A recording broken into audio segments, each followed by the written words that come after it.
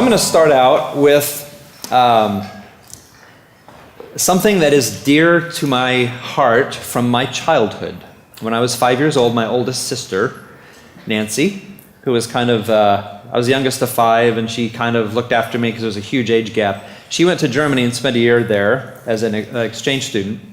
When she came back, I think I was 5 when she came back, she had bought me a book. I'm probably not going to pronounce the title correctly. It's called Das Piratenschiff, the pirate ship. Okay. This book has no words, because I was little. And it was my favorite book of all time for quite a while. And I discovered it a few years ago in a box that my mom gave me. And I went, I've been looking for that book. I can't find it on... You get on the internet and you look at sites that sell old books or books from Europe or whatever. Nobody seems to know this book even exists. I can't find any reference to it. It's by someone named Guillermo Mordillo. And I'm going to show it to you as a little slideshow, page by page, because I think it's great storytelling.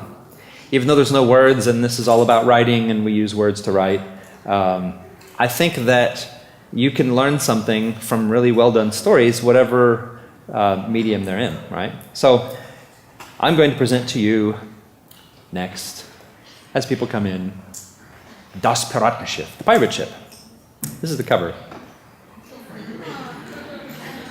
I like the little captain with the hat. That's how you know he's the captain. This is how ships are launched.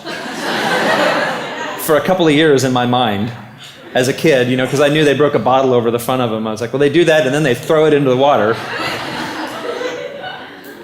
How do they do that with aircraft carriers? They must have a whole bunch of people, Do you see conflict? Conflict has appeared in this book, hasn't it?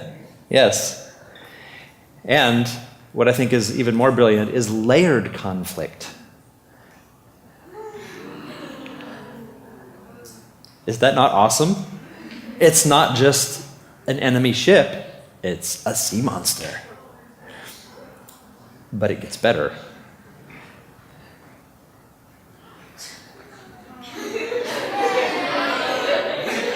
Yay, they won. Uh-oh. That is a scary looking sea monster, isn't it? I like his arms a lot. Okay, the next 2 pages are my 2 favorite pictures in literature.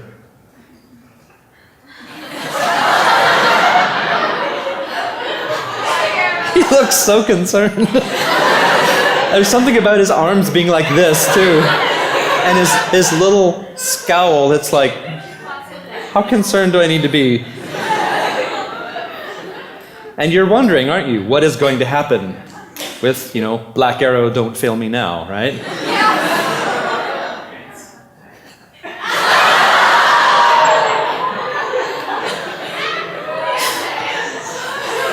I don't think this would work if the arrow were in any farther.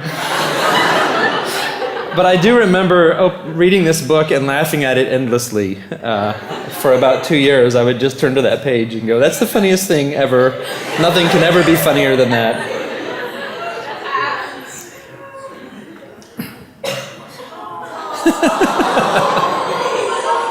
We're all on the side of the sea monster. He was breathing fire on them a minute ago. Yeah, they came in their territory, and they are pirates. But here is where they're reaching the story goal, right? The goal is an island with a trap door built into it. Because they all have that, or at least this one does. And a cave underneath that somehow doesn't leak. They're not actually anchored to anything.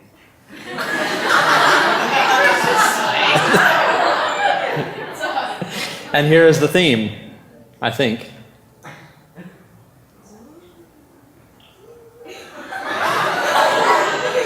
Greed is bad.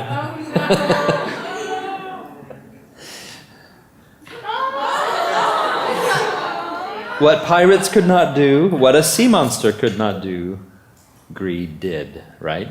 No words, but it's awesome. And yet we're still on their side, aren't we?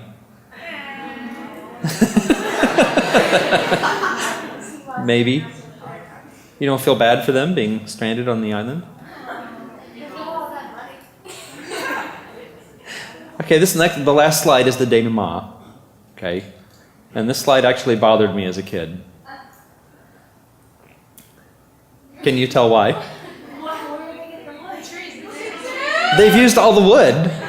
It's still going to sink because they don't have enough wood to finish it. So I felt so frustrated as a kid. I was like, they're going to get done and go, oh, wait a minute.